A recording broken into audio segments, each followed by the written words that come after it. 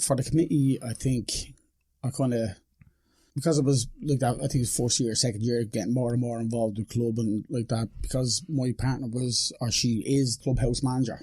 So she'd be up there anyway. And she only more or less took that as a part-time gig, that when I'm playing football, she'd be up there and she doesn't have to just sit there and watch me playing football. Yeah. She could do like a part-time gig on a Sunday and get a few quid and like that, serve beers and cook a barbecue and whatnot. While I'm off playing football, then when I get back, a few beers and everything's hunky-dory kind of thing. But that's where I started looking at playing, getting back into playing football and everything else, because I was playing right up until I left the army. I was playing with the battalion and bits and pieces. So then when I came over, I was like, nah. I think I was training. I've done a couple of training sessions with, was it Shamrock or some place down near Craigie Belden, that direction. They used to train down there, and like that, I was started doing. I just couldn't make training. Working every Sunday was pointless. So then, probably about 3 years ago, we'd bought the house where we are now, and Sarah was sitting there looking, going, "Oh, there's a football team here looking for players. Why don't you sort of get back involved playing football?" Now I took it as she's going, you're getting a fat bastard now, get out and start running around again. Do you know what I mean? Well, at the time I was pushing 110 kilos. Well, I'm 85 now. Half the money, what? You're looking well for it as well. It's all about ego and your machismo, you know what I mean? Yeah, that's what's up. You've got to carry out it. Yeah. You can carry out most things. So she talked you into joining the football team? She looked at it, and I think she messaged Sean going, got this fat guy sitting next to me. Pretty much. I've got this bloody fat kid next to me. He used to play a bit of ball, not very good, but he's looking to kind of have a kickabout kind of thing. So I just rocked up at one of the training sessions, seeing Sean, went, well, how's it going? So we started training and going, I didn't know the structure here is completely different to what I'm used to. Did they have a structure, or did they have a structure? They have a structure, but like you have for masters, you've got, and anything apart from amateur, you've got like rolling subs. I'm like, what the fuck is a rolling subs? Yeah, that's awesome. Purely for the temperature. What, you just go on and off as you want? Yeah, pretty much. Listen, see, so if you don't do that, somebody dies, man. It's 40 degrees out there. It's fucking the best thing ever. So if you want to rest, you just... Yeah, you put your hand up and you get subbed off. If somebody else comes on, you can have a breathe and go, right, I'm ready to go back on again. Now, depending on team and what's going on and all, you may or may not get back on. Yeah, genius idea. It's the best thing ever, especially when you're old and fat, like, because you can go, right. You can have a 5-minute burst where you can just go straight in, though. Oh, you can go balls to the wall 20 minutes, sit down for 20 minutes, balls to the wall 20 minutes, sit down 20 minutes. Super sub, twice in a match. Easy. David Fairclough, super sub. But like that, you can rock on, roll on. That's why rolling subs is the best thing ever. But when I started on going, oh fuck, I'm actually going to get a game here. So did you find like chefing, a lot of the footballers were winging it as well, or? I have to be very careful what I say because they're still playing. Some of them are still fucking playing. Yeah. Some of them have moved on to different places and all the rest. So he's not talking about you if you're listening. Yeah. Whoever you are. I know, yeah. Dean Topless, I'm definitely not talking about you. Got a couple of friends I know, they sort of join football teams or different kind of organisations, golf clubs. I joined the golf club pretty much. That was I'll go there and get like-minded sort of people, tend to sort of mix with people who are similar to you. So, and I've made a few good friends through the golf club, to be honest, but a few expats I know they joined football teams and stuff, but you never did that, Mark. You're too busy working based on things. It was literally 8 years working. That's it, 8 years of working, and then let's have some time myself and to be honest, it's not even that. Like, I took over when I came back to Perth and left Alcoa, but I took over the aged care facility, and like that, the job was advertised 6 to 2, Monday to Friday. Sweet, sounds good. Sounds all right. Was it that good? Or? And I was down in Wanneroo as well. Wanneroo is just 15 minutes for the house, perfect. Exactly. Yeah, it didn't quite work out like that by times. Because you had 3 different facilities, you'd just always somebody sick, somebody this, always some sort of drama somewhere. Yeah. And there's always some sort of, because of the industry, there's always some sort of inspection, accreditation, unannounced visit, and because like that, it's aged care. And you wouldn't believe how strictly regulated it.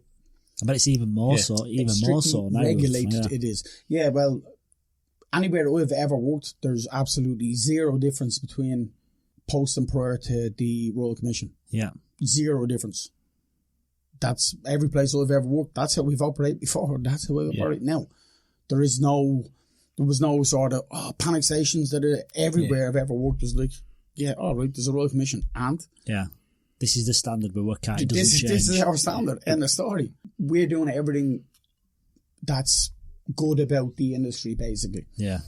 From what I've seen anyway, and I've seen some weird stuff working in aged care over the last 6 years, 7 years, something like that. Are you still there now? I'm still working in the food and beverage role I have. I look after 2 aged care facilities with various needs, so they're proper aged care facilities. Yeah, ranging from low care to high care, all the way to palliative and end of life. And I also look after off the top of my head, I don't know, it's like 200 or 300 independent living units. Yeah, on one estate, and the same amount on another estate. And that so on one aspect, I look after the lodges for all their food, and then I look after the 2 clubs, and so they've got bars and like a restaurant and a cafe in one and stuff like that. So for the licensed premises on both, I look after the food and beverage for them as well. Right, so you've got quite a lot going on then, a lot of responsibility. Yeah, there's a fair bit going on. There's an awful lot of rules, regulations, policies, procedures, obligations across the board for every single thing. Like, nobody can walk into any of my sites now without flu vax, police clearance, temperature check, everything. Absolutely everything. I think we were one of the few people when the whole COVID thing hit that we were busier than we were before. Yeah. And there's still so many different contingency plans that we're putting in place. Yeah. And redundancy plans in a worst case scenario. If this happens, what's the action plan? Yeah. If one kitchen goes down, if somebody gets this, there's an action plan. So everything's there, so if anything happens, you can react to it. Yeah, and that's been part of the plan for the last year, and it's been built on and elaborated and fleshed out in details where if this happens, immediate response. Yeah. How do we make sure all our residents are fed? Yeah. And keep it as close to the menu that they've wanted. Yeah. To keep the nutritional value there and all the rest. Instead of going, all right, fucking kitchen shut down, pizza for the next 2 weeks till they're all well. So is that something you've kind of always done all this stuff already, Mark? You're ready for kitchens going down and stuff like that. So when the COVID came in, was it much change and you sort of tightened things up a little bit, and everything else was pretty much the same, or did you not need to do much stuff? Business, that's great, mate. That's the only thing for us was the implementation of temperature checks, daily temperature checks. Yeah. Say if somebody like sniffles or this or that, send them away for a COVID test, different things. But from a auditory point of view, documentation, everything was business as usual. So your standards are that high, nothing's changed on that level then. If something like that got into either of my facilities, I would lose an awful lot of people. Yeah. They would die. Yeah. Now, these are people's grannies, parents, brothers, sisters. Well, they're the most vulnerable people there are, aren't they? But then you have everybody, and this is where it gets sort of not quite political, but if somebody comes in and if somebody wants to go visit their grandmother, mother, sister, whatever, and you don't have a flu vax, it can be difficult for them to actually get in and visit them. Yeah. Because you should have a flu vax. Yeah. If they have a run temperature, a runny nose, whatever, they shouldn't be going in. But then you might have that parent saying, I want to see my son.